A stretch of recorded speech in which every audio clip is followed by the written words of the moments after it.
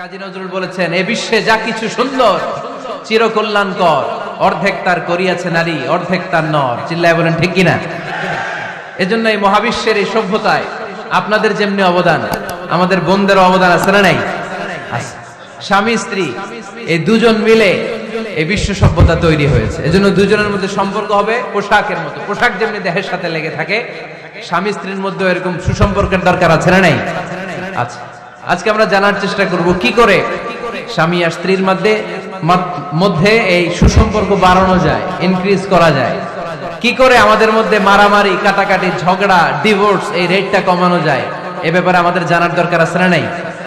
ইসলামী শরিয়া স্বামী স্ত্রী প্রত্যেককে ইন্ডিভিজুয়ালি আলাদা আলাদা কিছু দায়িত্ব দিয়েছে। স্বামীকে কিছু দায়িত্ব দিয়েছে, আবার স্ত্রীকে কিছু দায়িত্ব দিয়েছে, আবার উভয়কে কিছু দায়িত্ব দিয়েছে।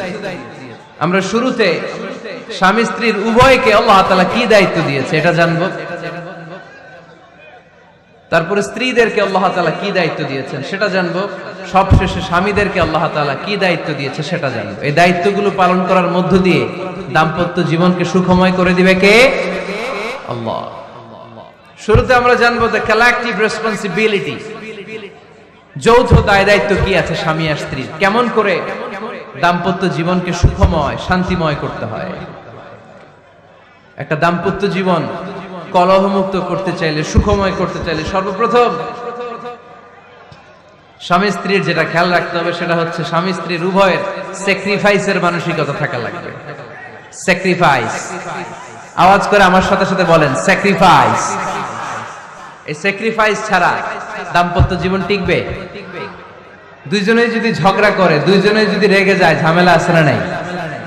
স্বামী রেগে গেলে স্ত্রীকে থেমে যেতে হয়, আবার স্ত্রী রেগে গেলে স্বামীকে থেমে যেতে হয়। স্বামীও যদি রেগে যায়, স্ত্রীও যদি রেগে যায়, তাহলে তৃতীয় বিশ্বযুদ্ধ বেঁধে যাবে, ঠিক কিনা? এজন্য রেগে গেলেন তো হেরে গেলেন, রাগা যাবে না। স্বামী যদি রেগে যায়, স্ত্রী থেমে যেতে হবে। স্ত্রী যদি রেগে যায়, স্বামী থেমে যেতে হবে। এটাই দাম্পত্য জীবনের সুখ আর সমৃদ্ধির মূল ফর্মুলা। স্যাক্রিফাইস করতে হবে। এর কারণ আপনি যদি দোষ খুঁজতে শুরু করেন, দোষ ছাড়া পৃথিবীতে মানুষ নাই, ঠিক কিনা? No one is perfect in this world. এই পৃথিবীতে কেউই পারফেক্ট না। আপনি যে আপনার স্ত্রীর দোষ খোঁজেন, আপনারও দোষ আছে না নাই? আবার ভাবি যদি আপনার খালি দোষ খোঁজে, ভাবিরও দোষ আছে না নাই? না, এজন্য দোষ খুঁজবেন না, স্যাক্রিফাইস করেন, একটু মানিয়ে নিন। দাম্পত্য জীবনটা এরকমই, একটু ছাড় দিতে হয়, একটু মানিয়ে নিতে হয়। দাম্পত্য জীবনে কখনো মন খারাপ, কখনো মন ভালো, কখনো রোদ, কখনো বৃষ্টি, এই নিয়ে দাম্পত্য জীবন, ঠিক কিনা? তাহলে দাম্পত্য জীবনে যদি আমরা সুখ পেতে চাই, সকল নবদম্পতিকে বলবো একটু ছাড় দেওয়ার মানসিকতা বিল্ড আপ করেন। একটু মানিয়ে নেন, একটু মানিয়ে নেন, একটু ছাড় দেন, একটু মিলেমিশে চলেন। এক স্যাক্রিফাইস আমাদের জীবনটারে, আমাদের দাম্পত্য জীবনটাকে একটা জান্নাতি দাম্পত্য জীবন বানায় দিবে, ঠিক কিনা? দাম্পত্য জীবনকে সুখী করার 2 নাম্বার ফর্মুলা হচ্ছে ঝগড়া করা যাবে না। আপনারা ঝগড়া করেন নাকি? হ্যাঁ, বউয়ের সাথে ঝগড়া করেন না এরকম বিবাহিত পুরুষ কে কে আছেন দেখি এখানে? হাত তুলছে অনেকে। বিশ্বাস হয় আপনাদের? হ্যাঁ, অনেক ঝগড়া। হ্যাঁ, আচ্ছা, মেয়েরা বেশি করে? না না, এই মহিলা প্যান্ডেল আছে এদিকে, এদেরকে জিজ্ঞেস করলে বলবে সব দোষ আপনাদের, আর আপনারা দোষ দিচ্ছেন এদের। তো ঝগড়া করবেন না মেহরবানি করে, সম্মানিত ভাইরা, ঝগড়া করবেন না। কারণ এই ঝগড়া থেকে, সামান্য ঝগড়া থেকে অনেক সময় বিচ্ছেদের দিকে চলে যায় সম্পর্ক। ছোট্ট ঝগড়া থেকে যেতে যেতে ঝগড়া বাড়তে বাড়তে ডিভোর্সের দিকে গড়া, এরকম আছে না নাই? না, সামান্য ঝগড়া যদি বেঁধে যায়, শয়তান এটার মধ্যে বাতাস দেয়, এটারে বাড়াতে বাড়াতে শয়তান অনেক বড় করে। ইমানদারদের পরিবার ভেঙে গেলে শয়তান খুশি, আর ইমানদারদের পরিবার টিকে থাকলে আমার আল্লাহ খুশি। আমরা কার খুশি চাই? জোরে বলতে হবে, খুশি চাই কার? শয়তান সব সময় চায় ইমানদারদের ফ্যামিলি ভেঙে দিতে। Always he tries his level best to break down the relationship of a mu'min family. একজন ইমানদারের ফ্যামিলি কি করে ব্রেক ডাউন করে দেয়া যায়, যেন ঝগড়াই করবো না আমরা। আপনি ঝগড়া করলে ভাবি যেন ঠান্ডা থাকে, ভাবি ঝগড়া শুরু করলে আপনি ঠান্ডা থাকবেন। ঝগড়া করা যাবে না, কিন্তু ঝগড়া হয়ে যায় ফ্যামিলিতে, এটাকে চেক দিতে হবে। ঝগড়া নিয়ে অনেক মজার মজার গল্প আছে। একটা গল্প দিয়ে আজকে শুরু করি। এক লোক মাহফিল শেষ করে 11টার দিকে বাসায় ফিরেছে। তো বাসায় ঢুকার আগে তার ওয়াইফকে ফোন দিয়েছে। ফোন দিয়ে বলতেছে, এই মাহফিল শেষ, আমি কিন্তু বাসায় চলে আসতেছি, শুরু করার আগে তাড়াতাড়ি দরজাটা খোলো। তো স্ত্রী আবার রাতের খাবার স্বামীকে ছাড়া খায় না। তো স্ত্রী দরজা খুলে দাঁড়ায় আছে, স্বামী বেচারা আসছে। আসার পরে স্ত্রীকে বলতেছে, এই শুরু করার আগে রাতের খাবার দিয়ে দাও, খেয়ে নেই। তো স্বামী ওয়াশরুম থেকে ফ্রেশ ট্রেশ হয়ে আসছে, স্ত্রী বেচারিও ডাইনিং টেবিলে খাবার দিয়েছে। এবার স্বামীও খেতে বসেছে, স্ত্রীও খেতে বসেছে। স্বামী আবার বলতে আরম্ভ করছে, শুরু করার আগে ফ্যানটা ছাড়ো, খুব গরম লাগতেছে। এবার তো স্ত্রী রেগে মেগে আগুন, কি আসার পর থেকে শুরু করার আগে, শুরু করার আগে, শুরু করার আগে, কি শুরু করার আগে? স্বামী বলতেছে, এই তো শুরু হয়ে গেল, এই শুরু হয়ে গেল। মানে কি? ঝগড়া। নীলফামারীর ভাইয়েরা, এটা শুরু করা যাবে না। শুরু করবেন আপনারা? ঝগড়া করবেন? আমাদের ফ্যামিলিগুলো থেকে ঝগড়াকে আজকে থেকে আমরা নো বলে দিলাম। মানে না, ঝগড়াকে কি বললাম? সবাই বলতে পারেন না, আওয়াজ করে বলেন, ঝগড়াকে আমরা কি বলবো? নো। ঝগড়া করা যাবে না। শয়তান ঝগড়া বাঁধাতে খুব উস্তাদ। সহিহ মুসলিমের হাদিস, ইন্না ইবলিসা ইয়াদাউ আরশাহু আলাল মা সুম্মা ইয়াবআসু সারায়াহু। ইবলিস তার সিংহাসন গেড়েছে সাগরের উপরে। ইবলিসের সিংহাসন কিসের উপরে? বিশাল বড় সাগর আর মহাসাগরের উপরে ইবলিস শয়তান তার সিংহাসন নিয়ে বসা। প্রতিদিন সকাল বেলায় শয়তানগুলোরে মানব রাজ্যে পাঠিয়ে দেয়, যা তোরা মানব রাজ্যে চলে যা, যে মানুষকে ওয়াসওয়াসা দেয়, ওয়াসওয়াসা দিয়ে খারাপ কাজ করা। সারাদিন খারাপ কাজ করার পরে কি কি ওয়াসওয়াসা দিল, কি কি খারাপ কাজ মানুষের মধ্যে ঘটালো, সন্ধ্যা বেলায় সব শয়তান এসে ইবলিসকে বয়ান শোনায়। সন্ধ্যা বেলায় শয়তানগুলো এসে বলে, আমি এক লোককে দিয়ে মিথ্যা কথা বলিয়েছি। আরেক শয়তান বলে, আমি নামাজ কাজা করিয়েছি এক আল্লাহর বান্দাকে দিয়ে। আরেকজন বলে, আমি ওজনে কম দিয়েছি। আরেকজন বলে, আমি সুদের ব্যবসার মধ্যে টাকা লাগানোর ব্যবস্থা করে দিয়েছি। এক একজন এক একটা ওয়াসওয়াসা দিয়ে আল্লাহর মুমিন বান্দাদেরকে ধোঁকা দিয়েছে। এগুলোর ফিরিস্তি এসে সব শয়তানেরা ইবলিসকে শোনায়, কিন্তু কোনো কথাতে ইবলিসের মন ভরে না। কোন শয়তান এসে বলে, আমি তো এমন মদের আড্ডাখানায় নিয়ে গেছি আল্লাহর বান্দাদেরকে, এগুলো নামাজই পড়ে নাই, খালি মদ খাইছে। আবার কিছু শয়তান এসে বলে, আমি ক্যাসিনোতে নিয়ে গেছি, ওখানে খালি জুয়া খেলছে। আবার কিছু শয়তান এসে বলে, আমি বাজারের মধ্যে ফরমালিনের এই ওয়াসওয়াসা ঢুকায় দিছি। একটার পর একটা শয়তানি ফিরিস্তি তারা ইবলিসকে শোনায়, কিন্তু কোনো কাজই ইবলিসের মন ভরাতে পারে না। একজন এসে বলে, আনা মা তারাকতুহু বাইনার রাজুলি ওয়া ইমরাআতিহি হাত্তা ফাররাকতু। আমি একজন ইমানদার নারী পুরুষের মধ্যে ঝগড়া লাগায়া ওই ঝগড়া বাড়াতে বাড়াতে বাড়াতে বাড়াতে তালাক পর্যন্ত নিয়ে গেছে। নাউজুবিল্লাহ পড়বেন না? শয়তান এবার তার উপর খুশি হয়ে যায়। সব শয়তানগুলোকে ঠেলে ইবলিস এই শয়তানকে কাঁধে তুলে নাচতে শুরু করে দেয়। কারণ মুমিন বান্দার সংসার যদি ভেঙে যায় শয়তান খুশি হয়ে যায়, আর মুমিন বান্দার সংসার টিকে থাকলে খুশি হয়ে যায় কে? এজন্য নীলফামারীর ভাইরা, ঝগড়া করা যাবে না। দাম্পত্য জীবনকে সুখী করতে চাইলে ঝগড়াকে আমরা নো বলে দিব। ঝগড়া অনেক সময় হবে, কিন্তু এটাকে বাড়তে দেয়া যাবে না, এটাকে আমরা স্পেস দিব না, ওইখানে থামায় দিতে হবে। রাজি আছেন তো সবাই? আল্লাহ রাসূল সাল্লাল্লাহু আলাইহি ওয়াসাল্লামের ফ্যামিলিতে ঝগড়া হতো। আম্মা জান আয়েশা রাদিয়াল্লাহু তাআলা আনহার সাথে আল্লাহ রাসূল সাল্লাল্লাহু আলাইহি ওয়াসাল্লামের ঝগড়া হতো, হাদিসে পাওয়া যায়। কিন্তু এগুলো ছিল মধুর ঝগড়া, সুন্দর ঝগড়া। সুবহানাল্লাহ পড়ে। আল্লাহর হাবিব বলেন, ইয়া আয়েশা ইন্নী লা আ'লামু ইযা কুনতি আন্নী রাদিয়া ওয়া ইযা কুনতি আলাইয়া গাদবা। ও আয়েশা, তুমি কখন আমার উপর রেগে থাকো সেটাও আমি বুঝি, আবার কখন খুশি থাকো সেটাও বুঝি। আম্মা জান আয়েশা বললেন, ইয়া রাসূলুল্লাহ, ইয়া হাবিবাল্লাহ, কেমন করে আপনি বুঝেন যে আমি আপনার উপর রেগে আছি, আবার কেমন করে আপনি বুঝেন আমি আপনার উপর সন্তুষ্ট আছি? বিশ্বনবী বললেন, আয়েশা তুমি যখন আমার উপরে খুশি থাকো, আমার উপর যখন তুমি রাজি থাকো, তখন তুমি দোয়ার সময় এইভাবে দোয়া করো, ওয়া রাব্বি মুহাম্মাদ, মুহাম্মাদের রব আপনি আমাদের সব গুনাহগুলো মাফ করে দেন।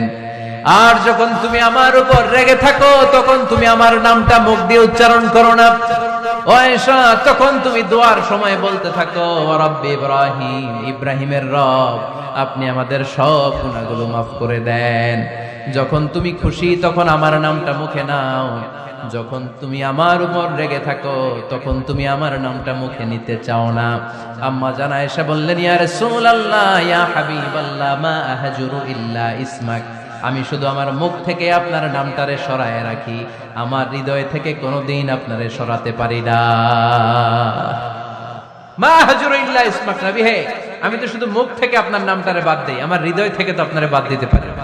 আমার হৃদয় পুরোটা জুড়ে শুধু আপনি আর আপনি, চিল্লায় পড়েন আল্লাহু আকবার। তার মানে আম্মা জান আয়েশাও আল্লাহ রাসূল সাল্লাল্লাহু আলাইহি ওয়াসাল্লামের উপর রেগে থাকতেন মাঝে মাঝে, বিশ্বনবী মাঝে মাঝে রাগ করতেন। একবার খুব বেশি রাগারাগি হয়ে গেল, অনেক ঝগড়া হয়ে গেল। এবার আল্লাহ রাসূল সাল্লাল্লাহু আলাইহি ওয়াসাল্লাম খেয়াল করলেন না, এত ঝগড়া তো করা ঠিক হবে না। তখন আল্লাহর হাবিব সাল্লাল্লাহু আলাইহি ওয়াসাল্লাম বললেন, আয়েশা চলো মিটমাট করি। কি করি? হ্যাঁ, মিউচুয়াল করি না, মিটমাট। এই যে ঝগড়া লাগলে আবার যে মিলায়া দেয়, এটা কি বলেন আপনারা নীলফামারীতে? মিটমাট। আল্লাহর হাবিব সাল্লাল্লাহু আলাইহি ওয়াসাল্লাম বললেন, আয়েশা চলো আমরা মিটমাট করি, আমরা আর ঝগড়া না করি। আম্মা জান আয়েশা বললেন, ঠিক আছে চলেন মিটমাট করি। বিশ্বনবী বললেন, ঠিক আছে একজনকে নিয়ে আসি যে দুইজনের মাঝে মিটমাট করাই দিবে। কারে নিয়ে আসবো? ওমরে ফারুককে নিয়ে আসি। আম্মা জান আয়েশা বলে, না, ওমরও গলিজ, ওমরের মেজাজ গরম, আমার ভয় লাগে। সুবহানাল্লাহ পড়বেন না? বিশ্বনবী বললেন, তাহলে তোমার আব্বারে নিয়ে আসি। কই নিয়ে আসেন, আব্বারে খুব ভালো লাগে। বিশ্বনবী বললেন, ঠিক আছে তোমার কথাই রইলো, ওমরকে ডাকবো না, তোমার আব্বা আবু বকরকে নিয়ে আসবো। বিশ্বনবী মিটমাট করার জন্য সাইয়েদনা আবু বকর রাদিয়াল্লাহু তাআলা আনহুকে ডেকে নিয়ে আসলেন। সাইয়েদনা আবু বকর রাদিয়াল্লাহু তাআলা আনহু ঘরে ঢুকলেন। বিশ্বনবী বললেন, আয়েশা আমার আর তোমার মাঝে কি নিয়ে ঝগড়া হয়েছে, কথাটা কি তুমি বলবা নাকি আমি বলবো? আম্মা জান আয়েশা বলেন, আপনি বলেন, তুমি মিথ্যা বললেন না, যা ঘটছে ওইটাই বললেন। ওয়ালা তাকুলিল্লাহ হাক্কান, যেটা সত্য ওইটাই বলবেন, অন্য কিছু বলবেন না। আবু বকর রাদিয়াল্লাহু তাআলা আনহু তো শুনে রেগে মেগে আগুন। কি এত বড় সাহস, বিশ্বনবীর সামনে দাঁড়িয়ে তুমি এভাবে কথা বলো? এই আদব শিক্ষা দিয়েছি তোমাকে আমি। রেগে গেলেন। বিশ্বনবী কি সত্য ছাড়া মিথ্যা কিছু বলবেন? রেগে মেগে চিৎকার করে মেয়ের গালের মধ্যে দিলেন এক চপেটাঘাত। এক থাপ্পড় খেয়ে আম্মা জান আয়েশা উল্টায় পড়লেন। আবার মারার জন্য সাইয়েদনা আবু বকর রাগে গড়গড় করছিলেন, মেয়েরে আবার মারার জন্য উদ্যত হলেন।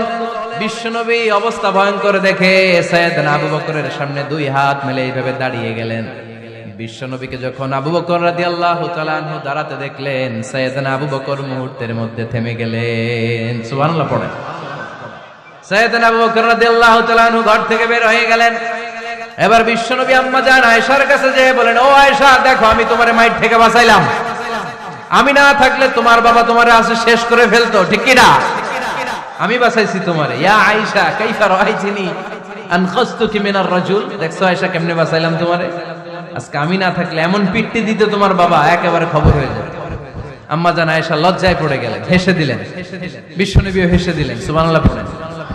দুইজনের এই হাসির আওয়াজ ঘরের বাইরে থেকে সাইয়েদনা আবু বকর শুনতে পেলেন। উনি শুনে তো অবাক, কিরে এতক্ষণ তৃতীয় বিশ্বযুদ্ধ, এখন আবার হাসে। ঘরে ঢুকলেন। ঘরে ঢুকার পরে আবু বকর রাদিয়াল্লাহু তাআলা আনহু বিশ্বনবীর বলেন, ইয়া রাসূলুল্লাহ আশরিকানি ফি সিলমিকুমা কামা আশরাকতুমানি ফি হারবিকুমা। হে আল্লাহর রাসূল, আপনারা দুইজন ঝগড়া লাগলে মিটমাট করার জন্য আমারে যেমনি ডাকেন, আপনারা যখন সুখ আনন্দ আর হাসাহাসিতে ব্যস্ত থাকেন, ওই হাসির সময়গুলোতে শেয়ার করার জন্য তখনও আমার একটু ডাইকেন। পড়েন সুবহানাল্লাহ। ও নবী, শুধু ঝগড়ার সময় ডাইকেন না, শুধু মিলায় দেওয়ার জন্য ডাকবেন না। আপনাদের মধ্যে যখন সুখকর আনন্দময় হাসাহাসির মুহূর্তগুলো কাটে, ওই মুহূর্তগুলোতেও আমাকে এনে আপনারা শেয়ার করে দিয়েন। পড়েন সুবহানাল্লাহ। মুসনাদে আহমদ ইবনে হাম্বলের হাদিস। এই হাদিস প্রমাণ করে আল্লাহ রাসূল সাল্লাল্লাহু আলাইহি ওয়াসাল্লামের ঘরেও ঝগড়া হতো স্ত্রীদের সাথে, তবে মধুর ঝগড়া, শিক্ষণীয় ঝগড়া। আওয়াজ করে বলতে হবে, ঠিক কি না? সেজন্য ঝগড়া হবে, কিন্তু ঝগড়াকে বাড়তে দেয়া যাবে। তাহলে দাম্পত্য জীবন সুখময় করতে চাইলে 1 নম্বরে স্যাক্রিফাইস, 2 নম্বরে ঝগড়াকে আমরা কি বলে দিছি আজকে, ভুলে গেছি। ঝগড়াকে কি বলবো? নো। তাসলিমা নামে একটি মেয়ে হারিয়ে গেছে। ওসি সাহেব বলেছেন পিছনে পুলিশের কাছে যদি পাঠিয়ে দিতে পারেন ভালো হয়। ছোট্ট মেয়ে থেকে দেখলে জিজ্ঞেস করবেন তোমার নাম কি, যদি বলে তাসলিমা, 6 বছর বয়স, ওকে পাঠিয়ে দিবেন। 3 নাম্বার, দাম্পত্য জীবন সুখময় করতে চাইলে দাম্পত্য জীবনের কোনো গোপন কথা কারোর সাথে শেয়ার করা যাবে না। এটা কবিরা গুনাহ, এটাকে হারাম বলে ঘোষণা দিয়েছে কে? এটাকে বিষ্ণু বলেছেন আযমুল আমানা। স্বামী স্ত্রীর মধ্যে যে অন্তরঙ্গ মুহূর্ত কাটে, এই মুহূর্তগুলোর কথা কারোর সাথে শেয়ার করা যাবে? নীলফামারীর যুবক ভাইরা চিল্লায় বলে এগুলো শেয়ার করা যাবে? বিষ্ণু বললেন খবরদার, এটা আযমুল আমানা। স্বামীর সবকিছু স্ত্রীর কাছে আমানত, স্ত্রীর সবকিছু স্বামীর কাছে আমানত। আবার বিষ্ণু বলেছেন যারা স্বামী স্ত্রীর গোপন দাম্পত্য জীবনের কথা অন্যের কাছে শেয়ার করে দেয় তারা হলো আশারুন নাস, পৃথিবীর মধ্যে সবচাইতে নিকৃষ্ট মানুষ। এরা নিকৃষ্ট, এদের চাইতে নিকৃষ্ট আর কেউ হতে পারে না। উলাইকা কাল আনআম বাল হুম আদাল। এরা পশুর চাইতেও নিকৃষ্ট, যারা স্বামী স্ত্রীর প্রাইভেট কথা, পার্সোনাল কথা মানুষের কাছে বলে বেড়ায়। আসিবাউ হারাম, এই গোপনীয় সব কথাগুলোকে অন্যের কাছে প্রকাশ করা হারাম করেছে কে? চিল্লায় বলতে হবে কে? তাহলে খবরদার, নিজেদের দাম্পত্য জীবনের কোনো কিছু অন্যের সাথে শেয়ার করবেন না। আমাদের বোনরা অনেক সময় একসাথে বসলে পেটের কথা, পিঠের কথা সব বলে ফেলায়, আছে না নাই? না বোনেরা, সব শেয়ার করলেও আপনাদের দাম্পত্য জীবনের কোনো কথা কখনো কারোর সাথে শেয়ার করতে পারবেন না। 4 নাম্বার ফর্মুলা হচ্ছে অহেতুক সন্দেহ পরিহার করতে হবে। অনেক স্ত্রী আছে স্বামীরা খালি সন্দেহ করে, আছে না নাই? নীলফামারীতে এই সমস্যা নাই, আছে? এই যে ভুক্তভোগী পাওয়া গেছে, আছে না নাই? খালি সন্দেহ করে, এই তুমি ওদিকে তাকাইলে কেন, ওই বেডের দিকে তাকাইলে কেন, এই তোমার মোবাইল দাও, কারে ফোন দিলা দেখি, এই ফেসবুকের পাসওয়ার্ড দাও দেখি কি করছে, দেখি মেসেঞ্জারে কার সাথে চ্যাটিং করছে, আছে না নাই? এই যে অহেতুক সন্দেহ আপনার ফ্যামিলিটারে জাহান্নামের টুকরা বানায় দিবে। আবার অনেক স্বামী আছে স্ত্রীকে খালি সন্দেহ করে, এদিকে তাকালে সন্দেহ করে, ওদিকে তাকালে সন্দেহ করে, বাসায় থাকলেও সন্দেহ, বাইরে গেলেও সন্দেহ, এরকম আছে না নাই? না, অহেতুক সন্দেহ এটা পরিহার করবেন। এই সন্দেহ খুব খারাপ জিনিস। আমি ব্যক্তিগতভাবে অনেক কেস এরকম হ্যান্ডেল করেছি। এসে বলে হুজুর খালি সন্দেহ করে, এটা একটা রোগ। এটা কি? আপনার ফ্যামিলিটারে শেষ করে দেবে।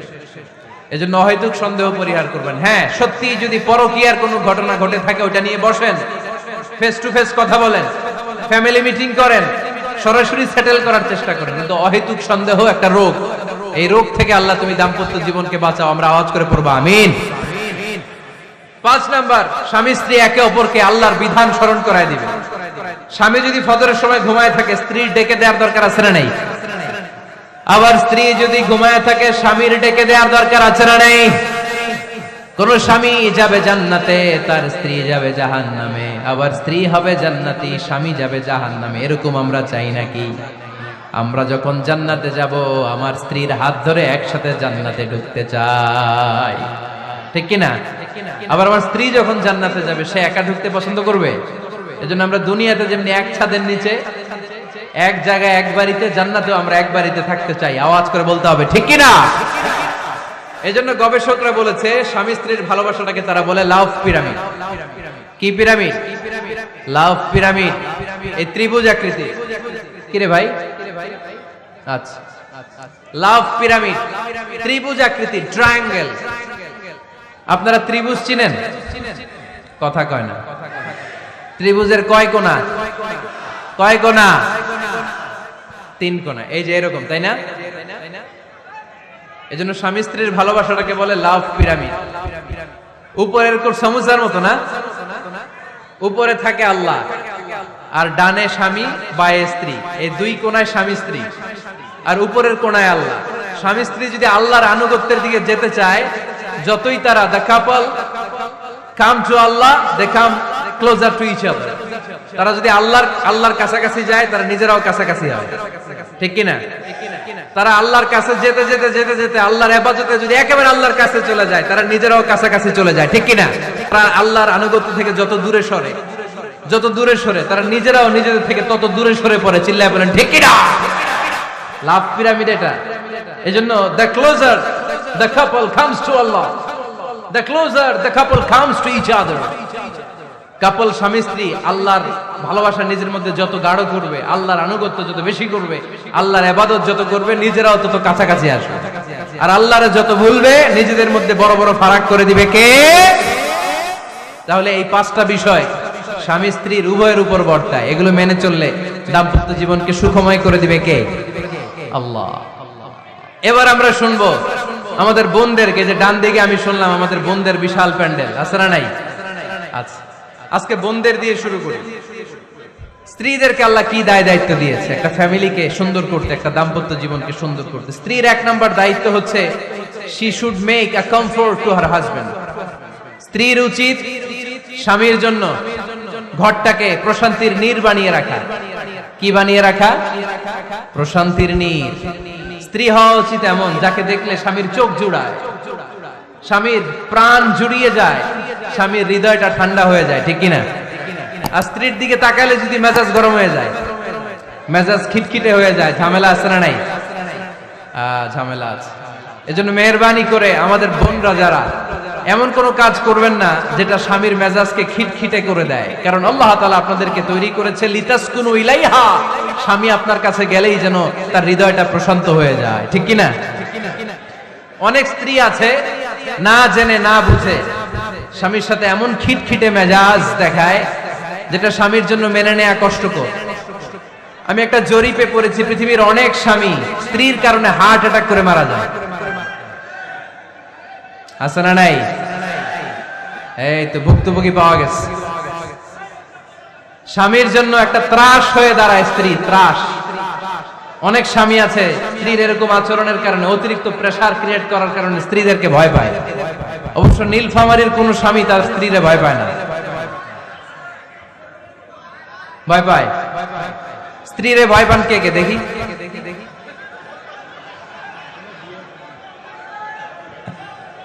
ভয় পান আপনারা? ভয় পান? হ্যাঁ। এক অফিসের বড় সাহেব তার স্ত্রীরে খুব ভয় পায়, প্রচন্ড ভয় পায়। তো সে মনে মনে ভাবলো, দেখি আমার অফিসের যারা স্টাফ আছে, ম্যানেজাররা আছে, এরা কতটুকু ভয় পায়, এরা ভয় পায় কিনা। তো একদিন সকালবেলা অফিসের সব স্টাফ গুলোর একসাথে দাঁড় করায় বলতেছে, এই আপনারা যারা যারা আপনাদের স্ত্রীদেরকে ভয় পান তারা ডান দিকে যান, আর যারা স্ত্রীকে ভয় পান না এরা বাম দিকে যান। অফিসের সব কর্মচারী ডান দিকে চলে গেছে, সবাই ভয় পায়, একজন শুধু বাম দিকে। বাম দিকে কয়জন? ভয় পায় না। আর যারা ভয় পায় এরা ডান দিকে, ডান দিকে সবাই। তো বড় সাহেব ভাবছে, আলহামদুলিল্লাহ আমার অফিসে একজন হইলেও বীর পুরুষ আছে। তো বীর পুরুষের কাছে যেয়ে বলে, ঘটনা কি, আপনি মোটেও ভয় পান না? স্যার, প্রতিদিন অফিস করার জন্য যখন ঘর থেকে বের হয় আমার বউ আমারে বলে দেয়, খবরদার সবাই যেদিকে যায় তুমি কিন্তু ওইদিকে যাইবা না, সবাই যেদিকে যায় তুমি ওইদিকে গেলে খবর আছে। বড় সাহেবকে খবরদার, এটা তো আরো ডরায়, ঠিক কিনা? এজন্য বোনদেরকে বলবো, লিতাসকুনু ইলাইহা, এমন ভাবে আপনি আপনার স্বামীর সামনে নিজেকে প্রেজেন্ট করেন যাকে আপনাকে দেখলে আপনার স্বামীর চোখ জুড়িয়ে যায়, হৃদয়টা প্রশান্ত হয়ে যায়, আপনাকে দেখলেই আপনাকে ভালোবাসতে মনে চায়, ঠিক কিনা? এজন্য রব্বুল আলামিন বলেন, আমি নারীদেরকে তৈরি করেছি লিতাসকুনু ইলাইহা, যেন পুরুষেরা স্ত্রীদের সংস্পর্শ যখন পায় পুরুষদের হৃদয়টারে প্রশান্ত করে দেয় কে? রব্বুল আলামিন বলেছেন, খাদিজার জন্য জান্নাতে আমি এমন একটা ঘর বানিয়েছি যেই ঘরের মধ্যে কোনো বিশৃঙ্খলা নাই। খাদিজার জন্য জান্নাতে এমন একটা প্রাসাদ আমি বানিয়েছি যেই প্রাসাদের মধ্যে কোনো আওয়াজ নাই, কোনো কোলাহল নাই, কোনো বিশৃঙ্খলা নাই। কারণ খাদিজা আমার নবীকে এমন একটা ঘর উপহার দিয়েছে যেই ঘরের মধ্যে কোনো বিশৃঙ্খলা ছিল না, আওয়াজও ছিল না। পড়েন সুবহানাল্লাহ। আল্লাহ রাসূল যখন সারাদিন কাফেরদের মাঝে কোরআনের দাওয়াত দিতেন, কোলাহল মারামারি জীবনের ঝুঁকি নিয়ে মক্কার কুরাইশদের মাঝে যখন দাওয়াত দিতেন, সব বিশৃঙ্খলা ঝামেলা গোলমাল শেষ করে রাতের বেলায় যখন খাদিজার ঘরে বিশ্বনবী ঢুকতেন, বিশ্বনবীর হৃদয়টারে প্রশান্ত করে দিত কে? আম্মাজান খাদিজা বিশ্বনবী সাল্লাল্লাহু আলাইহি ওয়াসাল্লামের জন্য এমন ঘর উপহার দিয়েছেন যেই ঘরে বিশ্বনবী আসলে বিশ্বনবীর হৃদয়টা ঠান্ডা হয়ে যেত। সুবহানাল্লাহ পড়ে। অনেক স্ত্রী আছে স্বামী ঘরে ঢুকলেই ঘরে আটা নাই, রুটি নাই, চাল নাই, ডাল নাই, এটা লাগবে ওইটা লাগবে, ওখানে যেতে হবে, একটার পর একটা ফিরিস্তি বলে বেড়ায়, আছে না নাই? না, এটা করবেন না। আপনার কি লাগবে এই সব দায় দায়িত্ব আল্লাহ তাআলা স্বামীকে দিয়েছে, স্বামীকে জানাবেন। তবে ধীরে সুস্থে স্বামীর জন্য ঘরটাকে এমন করে রাখতে হবে যেন ঘরে ঢুকলেই স্বামীর হৃদয়টারে প্রশান্ত করে দেয় কে? এজন্য স্ত্রীর প্রথম দায়িত্ব ঘরটারে প্রশান্তির নীড় বানানো। এখানে কি আবার কি এখানে মারামারি? দুই দল নাকি?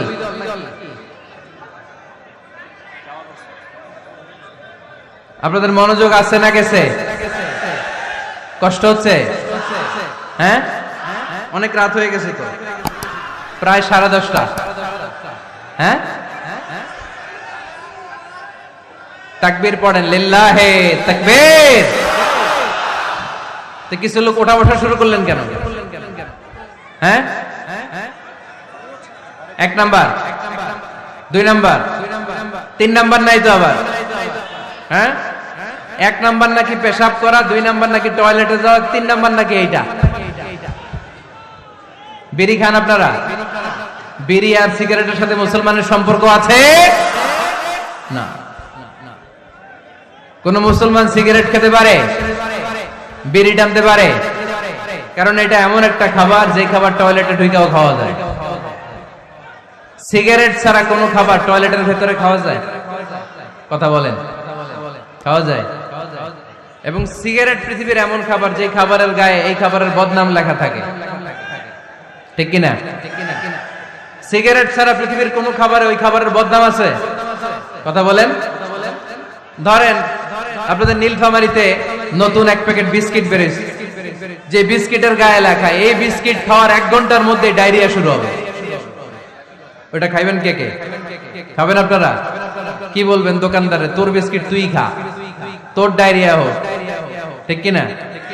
কিন্তু সিগারেটের গায়ে কিন্তু লেখা থাকে স্মোকিং কজেস ক্যান্সার, ধূমপান স্বাস্থ্যের জন্য ক্ষতিকর, ধূমপান কর্কট রোগের কারণ, ধূমপান করলে এটা বিষপানের শামিল। এই সিগারেট এটা তৈরি হয় তামাক পাতা থেকে, টোবাকো প্ল্যান্টস। এই তামাক পাতা চাষ হয় নাকি নীলফামারীতে? হ্যাঁ, বাংলাদেশে সবচেয়ে বেশি নীলফামারীর কোন থানায়? সদরে, শহর অঞ্চলে? আচ্ছা, এই তামাক পাতার চারদিকে বেড়া দেয়া লাগে না জানেন? কারণ ছাগলও মুখ দেয় না। তো যেটা ছাগলে খায় না ওটা মানুষ খাইতে পারে? আওয়াজ করে বলেন। তাহলে ঝগড়ারে যেমনি আজকে আমরা নো বলে দিলাম, এই সিগারেট, এই মাদক, এগুলাকে আজকের প্রোগ্রাম থেকে আমরা নো বলে দিব। পারা যাবে?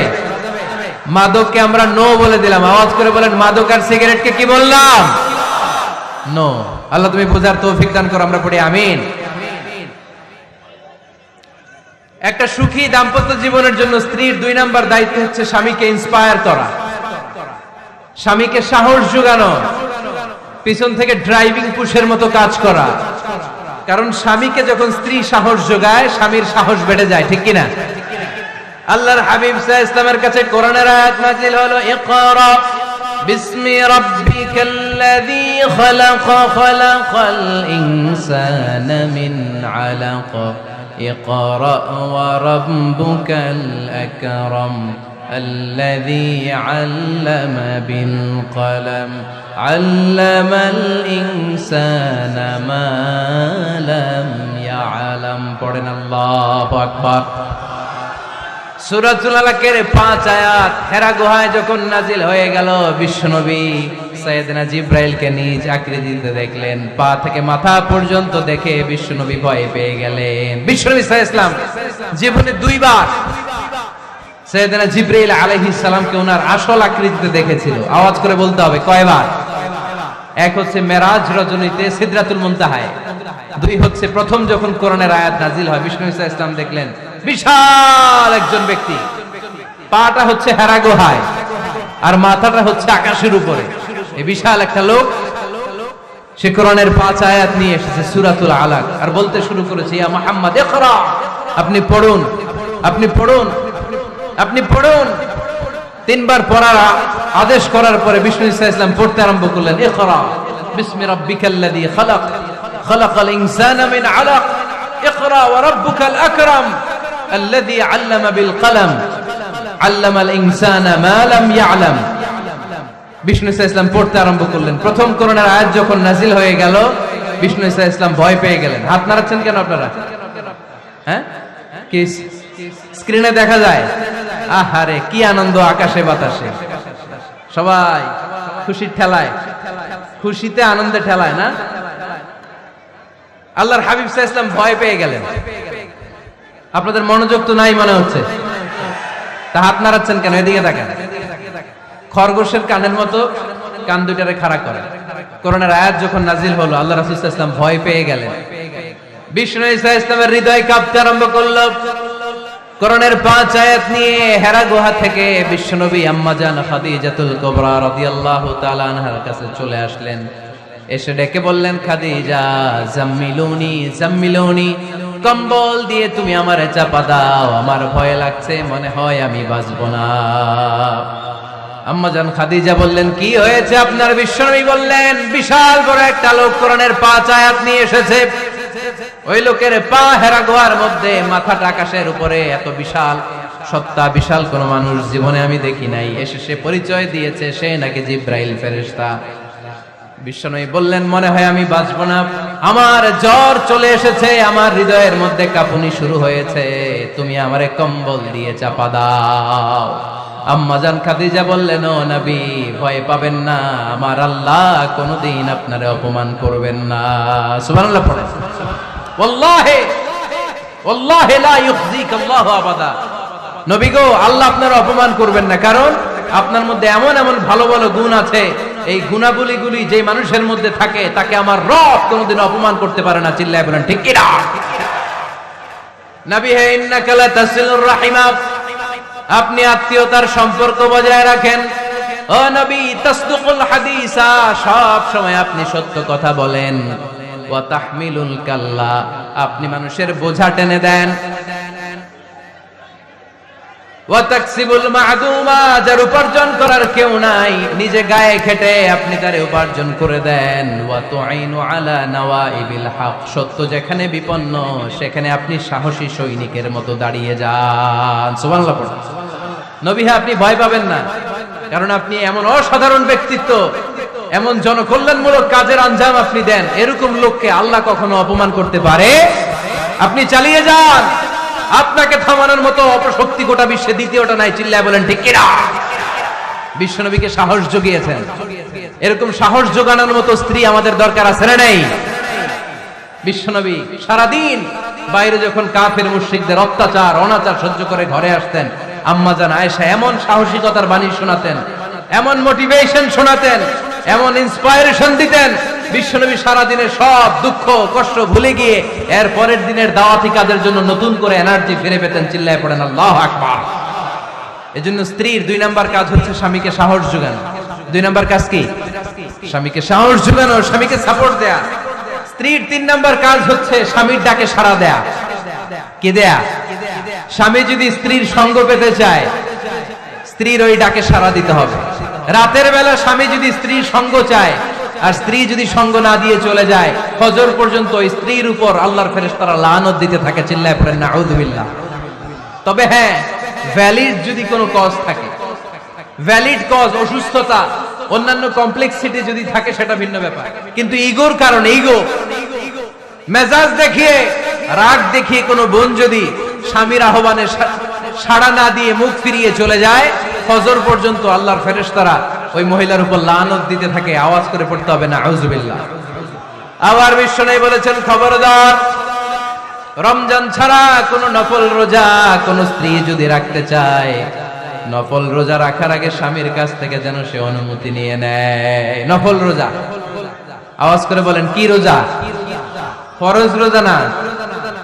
দিনের বেলা যেহেতু রোজা রাখতে হয়, কোন নারী, কোন যুবতী নারী, বয়স্ক নারীদের কথা ভিন্ন, কোন যুবতী নারী যদি নফল রোজা রাখতে চায় সে তার স্বামীর পারমিশন নেবে, কারণ হয়তো স্বামী দিনের বেলা স্ত্রীর সঙ্গ চেতে পারে, ঠিক কিনা? এজন্য স্বামীর কাছ থেকে পারমিশনের দরকার আছে না নেই? এরপরে 4 নাম্বার দায়িত্ব নিজের লজ্জাস্থানের হেফাজত করা। ফাসসালিহাতু কানিতাতুন হাফিযাতুন লিল গায়বি বিমা হাফিজাল্লাহ। আল্লাহ নেককার স্ত্রীদের বর্ণনা যখন কালামুল্লাহ মাজিদে দিয়েছেন, আল্লাহ বলেছেন নেককার নারীদের প্রথম গুণ, তারা সব সময় তাদের স্বামীদের আনুগত্য করে। 2 নাম্বার, তারা তাদের নিজের লজ্জাস্থানের হেফাজত করে। 4টা কাজ কোন নারী যদি দুনিয়াতে করে, 4টা, আওয়াজ করে বলতে হবে কয়টা? মাত্র 4টা কাজ কোন নারী যদি পৃথিবীতে করে, ওই নারীর জন্য জান্নাতের 8টা দরজা খুলে দিবে কে? আওয়াজ করে বলতে হবে, খুলে দিবে কে? বিশ্বনবী বললেন, আল মারআতু ইযা সাল্লাত খামসাহা, কোন নারী যদি 5 ওয়াক্ত সালাত পড়ে, সামাত শাহরাহা, রমাদানের রোজা রাখে, আতাআত বালাহা, স্বামীর আনুগত্য করে, হাফিজাত ফুরুজাহা, লজ্জাস্থানের হেফাজত করে, এই 4টা কাজ যদি কোন নারী দুনিয়ার বুকে করে, জান্নাতের 8টা দরজা তাদের জন্য খুলে দিবে কে? এজন্য দাম্পত্য জীবনকে সুখময় করতে হলে একজন স্ত্রীর 4 নাম্বার দায়িত্ব হচ্ছে নিজের সতীত্বের হেফাজত করা। 5 নাম্বার দায়িত্ব হচ্ছে স্বামীর সম্পদের হেফাজত করা। সাইয়েদনা আবু সুফিয়ান রাদিয়াল্লাহু তাআলা আনহু ছিলেন খুব কৃপণ মানুষ, বিষ্ণু ঈসা ইসলামের শ্বশুর। সেই বুখারীতে এসেছে, ওনার স্ত্রী এসে আল্লাহ রাসূল সাল্লাল্লাহু আলাইহি ওয়াসাল্লামের কাছে বলেন, ইয়া রাসূলুল্লাহ, ইন্না আবা সুফিয়ান রাজুলুন শাহীহ। হে আল্লাহর রাসূল, আবু সুফিয়ান খুব কৃপণ মানুষ, আমার আর আমার সন্তানদের খরচের জন্য যে টাকা পয়সা লাগে আমার স্বামী দেয় না। এখন আমার স্বামীর অনুমতি ছাড়া সিন্ধুক থেকে টাকা নেয় আমার জন্য জায়েজ কিনা? আল্লাহর হাবিব বললেন, হ্যাঁ, স্বামী যদি কৃপণ হয় তাহলে ফ্যামিলির খরচের জন্য যতটুকু দরকার অতটুকু নিতে পারবা, ওইটারে ক্ষমা করে দিবে কে? আমাদের অনেকের মধ্যে অনেক কৃপণ লোক আছে না নাই? এখানে নাই, মাশাআল্লাহ। এই কৃপণ লোক যদি থাকে, আপনার অনুমতি ছাড়াও ভাবি আপনার পকেট থেকে টাকা নিতে পারবে। আজকে সব গোমর ফাঁস করে দিলাম। কৃপণ যারা, তাদের পারমিশন ছাড়া পকেট থেকে, আলমারি থেকে টাকা নিয়ে যতটুকু দরকার ফ্যামিলির ততটুকু খরচ করা যাবে, অতিরিক্ত খরচ করা যাবে না। 6 নাম্বার দায়িত্ব হচ্ছে ছেলে মেয়েদেরকে দেখাশোনা করা, ছেলে মেয়েদেরকে বুকের দুধ খাওয়ানো। অনেক মা আছে ছেলে মেয়েদেরকে বুকের দুধ খাওয়াতে চায় না, আছে না নাই? হ্যাঁ, ডানু খাওয়ায়, ডানু। আর কি খাওয়ায়? হ্যাঁ, মিল্ক ভিটা, আর নিডো, নেসলে, সেরেলাক, আর হ্যাঁ বায়োমিল। মাশাআল্লাহ, অনেক নাম জানেন তো আপনারা। তো মেডিকেয়ার, তো এই বুকের দুধ খাওয়াতে চায় না অনেক মায়েরা। মায়েরা যারা আছেন প্যান্ডেলে, আপনার বুকের দুধের মধ্যে বাচ্চাদের জন্য আল্লাহ রাব্বুল আলামিন ন্যাচারাল ভ্যাকসিন দিয়ে দিয়েছেন। চিল্লায় পড়েন সুবহানাল্লাহ। ন্যাচারাল, প্রাকৃতিক টিকা, বাচ্চার জীবনের প্রথম টিকাটা, সন্তানের জীবনের নবজাতক শিশুর প্রথম টিকাটা আল্লাহ তাআলা মায়ের বুকের শাল দুধের ভেতরে দিয়ে দিয়েছেন। সুবহানাল্লাহ পড়েন। টিকাগুলো তো বাজার থেকে কিনতে হয়, প্রথম টিকাটা আল্লাহ ফ্রি দিয়ে দিয়েছে। সুবহানাল্লাহ পড়বেন না? এজন্য রাব্বুল আলামিন বলেন, والوالدات يرضعن أولادهن حولين كاملين لمن أراد أن يتم الرضاعة। দুনিয়ার প্রতিটা মায়ের উচিত টানা 2 বছর তাদের সন্তান সন্ততিদেরকে দুধ খাওয়ানো। কয় বছর?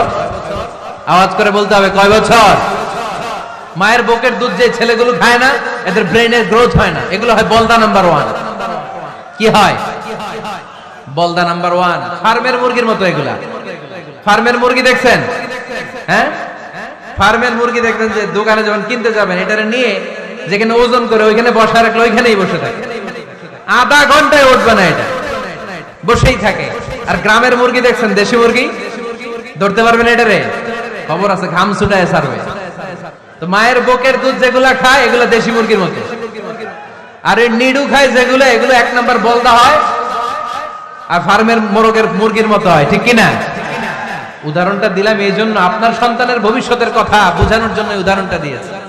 বুকের দুধ খাওয়াবেন, এর মধ্যে আল্লাহ তাআলা এমন নিউট্রিশন, পুষ্টি গুণ দিয়ে মায়ের বুকের দুধকে আল্লাহ তাআলা সমৃদ্ধ করেছে, বাচ্চার ব্রেইনের গ্রোথ হয়, বাচ্চার হাড্ডিগুলো খুব শক্ত হয়, সে ইনফিরিয়রিটি কমপ্লেক্সে ভোগে না, হীনমন্যতায় ভোগে না, জীবনের যেখানেই যাবে সেখানেই সে হবে সফল। চিল্লায় বলেন ঠিক কিনা? অনেক মা আছে বুকের দুধ খাওয়াতে চায় না, ডানু খাওয়ায়, নিডু খাওয়ায়, আবার নিজেদের কাজের জন্য ব্যস্ত, ছেলে মেয়েদেরকে সময় দেয় না। আছে না নাই? নারীরা চাকরি করতে পারবে, হেজাব করে নিজেকে পর্দার মধ্যে রেখে শিক্ষকতা করতে পারবে, ডাক্তারি করতে পারবে, সব পেশায় তারা যেতে পারবে, নিজেদেরকে পর্দার মধ্যে রেখে হেজাব করে সব জায়গায় যেতে পারবে। কিন্তু সন্তানদেরকেও দেখাশোনার দরকার আছে না নাই? অনেক মায়েরা নিজেরা থাকে চাকরিতে আর ছেলে মেয়েদেরকে দিয়ে রাখে কাজের মেয়ের কাছে। আছে না নাই? মনে রাখবেন, আপনি যদি অফিসে চাকরিতে ব্যস্ত থাকেন আর ছেলে মেয়ে যদি কাজের মেয়ের কাছে মানুষ হয়, তাহলে ছেলে মেয়ে আপনার আচরণ পাবে না, সে কাজের মেয়ের বুয়ার আচরণ পেয়ে পেয়ে বড় হবে। চিল্লায় বলেন ঠিক কিনা? এক একটা নারীকে আল্লাহ তাআলা এক একটা ফ্যামিলির ম্যানেজিং ডাইরেক্টর বানিয়ে দিয়েছে। A woman is an MD of a family. একজন নারী একটা ফ্যামিলির ম্যানেজিং ডাইরেক্টর। এখানে অনেক কাজ আছে মিয়া।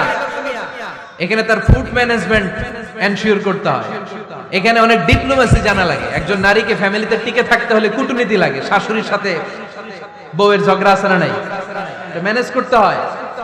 একান্নবর্তী ফ্যামিলি হলে স্বামীর ভাই বোন এদের মন মানিয়ে চলতে হয়, পুরো ঘরটাকে হ্যান্ডেল করতে হয়। এখানে আছে ফুড ম্যানেজমেন্ট, এখানে আছে ক্লিনিং ম্যানেজমেন্ট, এখানে আছে ডিপ্লোমেসি। পুরো ঘরের মধ্যে তো বিশাল একটা অফিস। এই কাজ ফেলে দিয়ে মহিলারা বাইরে ঘুরে বেড়ায় না, ফ্যামিলি সামলান। আপনি যদি ঘরমুখ হন তাহলে আপনার ফ্যামিলির মধ্যে বরকত দিয়ে এটাকে সমৃদ্ধ করে দিবে কে? তাহলে সুখী দাম্পত্য জীবনের 6 নম্বর ফর্মুলা হচ্ছে ছেলে মেয়েদেরকে সময় দেয়া। ছেলে মেয়েদেরকে সময় দেন। Spending money, spending time is more important than spending money for children. ছেলে মেয়েদের জন্য টাকা ব্যয় করার চেয়ে ছেলে মেয়েদের সাথে সময় ব্যয় করা বেশি গুরুত্বপূর্ণ। ঠিক কিনা? এমন অনেক ফ্যামিলি আছে আমি দেখেছি যে বাবাও চাকরিজীবী, মাও চাকরিজীবী। আছে না নাই? হয় ডে কেয়ারে না কাজের বুয়ার কাছে মানুষ হইতেছে। বাবা মারা যখন সকালে অফিসের জন্য বের হয় তখনও ছেলে মেয়ে ঘুমায়, আবার রাতে যখন মিটিং সিটিং সব শেষ করে ঘরে আসে তখনও ছেলে মেয়েগুলা ঘুমায়। শুক্রবার ছাড়া বাবা মার ছেলে মেয়েদের দেখা নাই। এরকম ফ্যামিলি আছে না নাই? ঢাকাতে পারিবারিক এই ক্রাইসিস, এই সংকটগুলো আমরা প্রায়ই শুনি। আপনাদের নীলফামারীতে আলহামদুলিল্লাহ এগুলো নাই, তাই না? আল্লাহ তুমি আমাদের ফ্যামিলিগুলোরে বরকতময় করো, আমাদের ফ্যামিলিতে যেন আমরা জান্নাতি ইমেজ উপভোগ করতে পারি, তুমি তৌফিক দান করো। আওয়াজ করে পড়বো আমিন। 7 নম্বর দায়িত্ব, বিশ্বনবী বলেছেন খবরদার, স্বামী পছন্দ করে না এমন কোন লোককে স্ত্রী যেন ঘরে অ্যালাউ না করে। স্বামী পছন্দ করে না এমন কোন লোককে আপনার স্ত্রী ঘরে অ্যালাউ করতে পারবে? আমার বোনেরা খবরদার, আপনার স্বামীর পারমিশন ছাড়া, আপনার স্বামী পছন্দ করে না এরকম কোন লোককে আপনার ঘরে আপনি অ্যালাউ করতে পারবেন না। 8 নাম্বার, স্বামীকে আর্থিকভাবে সহযোগিতা করা। যদি স্ত্রী ধনী হয়, আমরা সব এক করে ফেলছি, আসলে ইসলামের দৃষ্টিতে স্বামীর ব্যালেন্স আলাদা, স্ত্রীর ব্যালেন্স আলাদা। স্বামীর যাকাত আলাদা, স্ত্রীর যাকাত আলাদা। ঠিক কি না? স্ত্রী ধনী হতে পারে, স্ত্রীর আলাদা সম্পদ থাকতে পারে। যদি স্ত্রীর সম্পদ থাকে, স্ত্রীর উচিত তার সম্পদ দিয়ে তার স্বামীকে এস্টাবলিশ হতে, স্বাবলম্বী হতে সহায়তা করা। যদিও এটা আল্লাহ তাআলা আবশ্যক করে দেন নাই, কারণ আর্থিক ফিনান্সিয়াল সব কাজগুলোকে স্বামীর উপরে খরচ করেছে কে? ফিনান্সিয়ালি 1 টাকা খরচ করা, 1 টাকার দায়ভার নেয়া কোন স্ত্রীর উপরে আল্লাহ আবশ্যক করে নাই। তারপরেও স্ত্রী যদি ধনী হয়, স্ত্রীর যদি জায়গা জমি থাকে, সম্পদ থাকে, তাহলে স্ত্রীর উচিত তার স্বামীকে স্বাবলম্বী হতে সহযোগিতা করা। ঠিক কিনা? আমরা মডেল হিসেবে আম্মাজান খাদিজা রাদিয়াল্লাহু তাআলা আনহার জীবনের দিকে যদি তাকাই, তাহলে দেখব উনি অনেক মহিয়সী গরিয়সী একজন ব্যবসায়ী নারী ছিলেন। আম্মাজান খাদিজা রাদিয়াল্লাহু তাআলা আনহা ওনার ব্যবসায় স্টাফ হয়ে বিশ্বনবী ওনার সাথে পরিচিত হলেন। বিশ্বনবী রামানোদ্দারিতায় মুগ্ধ হয়ে আম্মাজান খাদিজা বিশ্বনবীর বিয়ের প্রস্তাব দিলেন। আম্মাজান খাদিজা রাদিয়াল্লাহু তাআলা আনহার সাথে বিশ্বনবীর যখন বিয়ে হয়ে যায়, বিয়ের পরে আম্মাজান খাদিজা বলেন, ও বিশ্বনবী, আমার যত সম্পদ আছে, আমার ব্যবসায়ের যত মালামাল আছে, যত সম্পদ আছে, সব আমি আপনার পায়ের সামনে এনে রেখে দিলাম। আপনি দিয়ে দিলাম, সব সম্পদ আপনার আমি দিয়ে দিলাম। আপনি ইচ্ছে মতো মানুষকে দান করতে পারেন, খরচ করতে পারেন দাওয়াতি কাজে, মুসলিমদেরকে আজাদ করার কাজে আপনি ব্যয় করতে পারেন। আওয়াজ করে পড়েন আল্লাহু আকবার। আম্মাজান খাদিজাকে যদি আমরা মডেল হিসেবে ধরি, তাহলে প্রতিটা বোনের উচিত তাদের যদি অর্থকড়ি থাকে, সম্পদ থাকে, স্বামীকে স্বাবলম্বী হতে ওই সম্পদ দিয়ে সাহায্য করার দরকার আছে না নাই? কথা বলেন না কেন? 9 নাম্বার, স্ত্রীর দায়িত্ব দাম্পত্য জীবনকে সুখময় করতে নিজেকে স্বামীর সামনে বিউটিফাই করে উপস্থাপন করা। ওই যে কয় ঠিক আসছে, নিজেদের পক্ষে আসলেই ঠিক। নিজেকে বিউটিফাই করে মেকআপ করে স্বামীর সামনে উপস্থাপন করা। রাগ করবেন না আমার বোনেরা, আমি আপনাদেরকে খুব ভালোবাসি এবং বোনরাও আমাকে খুব ভালোবাসে। আমার একটা পেজ আছে আমার নামে ফেসবুকে, মিজানুর রহমান আজহারি। এই পেজে প্রতিদিন শত শত প্রশ্ন আসে। এই প্রশ্নের বেশিরভাগ প্রশ্ন আমাদের বোনদের। অনেক বোনরা বলে, হুজুর আপনার ওয়াজ আমরা শুনি কারণ আপনি আমাদেরকে খুব সম্মান দিয়ে কথা বলেন। আলহামদুলিল্লাহ, আমি আমার বোনদেরকে ভালোবাসি, মাদেরকে ভালোবাসি। আমি আমার মা বোনদেরকে বলবো, আপনারা নিজেদেরকে গুছিয়ে সাজিয়ে স্বামীর সামনে উপস্থাপন করেন। অনেক বোনেরা আছে বাইরে যাওয়ার সময় পার্লারিং করে, মেকআপ করে, সুন্দর জামা কাপড় পরে বাইরে যায়, আর স্বামীর সামনে আসলে বুয়ার মতো থাকে। আছে না নাই? স্বামীর সামনে পচা জামা, ছিঁড়া জামা, চুলের মধ্যে নাই সুগন্ধি, নিজেকে গুছিয়ে রাখে না, সামলে রাখে না, কাজের বুয়ার মতো নিজেকে উপস্থাপন করে স্বামীর সামনে। আর বাইরে গেলে মেকআপ করে, পার্লারিং করে যায়। হওয়া দরকার ছিল উল্টা। বাইরে আপনি সাদা সিধা ভাবে যাবেন, বোরকা দিয়ে নিজেকে ঢেকে যাবেন। বাইরে যাওয়ার সময় কোনো নারী পারফিউম ইউজ করে যেতে পারবে না। নারীরা যত পারফিউম ইউজ করতে মনে চায় আপনার বেডরুমে, আপনার স্বামীর সামনে, ঠিক কিনা? স্বামীর সামনে পারফিউম ইউজ করেন, নিজেকে উজাড় করে সাজান স্বামীর জন্য। এই প্রতিটা সাজুগুজুতে সওয়াব আছে না নাই? ইসলাম কতটা চেক এন্ড ব্যালেন্স, কতটা ভারসাম্যপূর্ণ জীবন ব্যবস্থা। খবরদার, নারীরা ডিওডোরেন্ট ইউজ করে বাইরে যেতে পারবে, যেটা সে তার আর্ম পেতে ইউজ করে, কিন্তু ঝাঁঝালো পারফিউম বোরকার উপর দিয়ে মেরে কোনো নারী বাইরে যেতে পারবে? কথা বলেন। সুনানে নাসাইর হাদিস, আল্লাহর হাবিব বলেন, আইয়ুমা ইমরাআতিন ইস্তা'জারাত নাফসাহা ফামাররাত আলা কওমিন লিয়াজিদু রিহাহা ফাহিয়া জানিয়া। কোন নারী যদি তার জামার উপর দিয়ে পারফিউম মেখে পুরুষ লোকের দৃষ্টি আকর্ষণের জন্য ঘরের বাইরে বের হয়, যতটা পুরুষ তার চেহারার দিকে লোলুপ দৃষ্টি নিয়ে তাকাবে, ততটা পুরুষের সাথে জিনার গুনাহ ওই মহিলার আমলনামায় তুলে দিবে কে? পারফিউম মেখে যদি কোনো নারী বের হয় এই উদ্দেশ্যে যে ছেলেরা আমাদের প্রতি আকৃষ্ট হবে, যতটা ছেলে তার দিকে তাকাবে, প্রত্যেকটা ছেলের সাথে জিনার গুনাহ আল্লাহ তাআলা এমনি তার আমলনামায় তুলে দিবে। নাউজুবিল্লাহ পড়েন। এজন্য খবরদার, নিজেকে সাজিয়ে গুজিয়ে স্বামীর সামনে উপস্থাপন করুন। সাজিয়ে গুজিয়ে অনেক স্ত্রীরা আছে ড্রাইভারের সাথে কথা বলার সময় মিষ্টি হাসি দিয়ে কথা বলে। বাজারে শপিং করতে গেলে আসসালামু আলাইকুম ভাই কেমন আছেন, কি সুন্দর আসসালামু আলাইকুম। স্বামীর সামনে আসলে আর এই মিষ্টি কথাটা নাই। আসলে নাই। বাইরে তোমার চিকন গলায় কিসের আসসালামু আলাইকুম? হ্যাঁ না, বাইরে আপনি আসসালামু আলাইকুম দিতে যাবেন না, ঝটপট করে কর্কশ ভাষায় কথা বলে শেষ। কেউ ফোন দিয়েছে, হ্যালো কে? স্বামীকে চায়, উনি বাসায় নাই, কাট।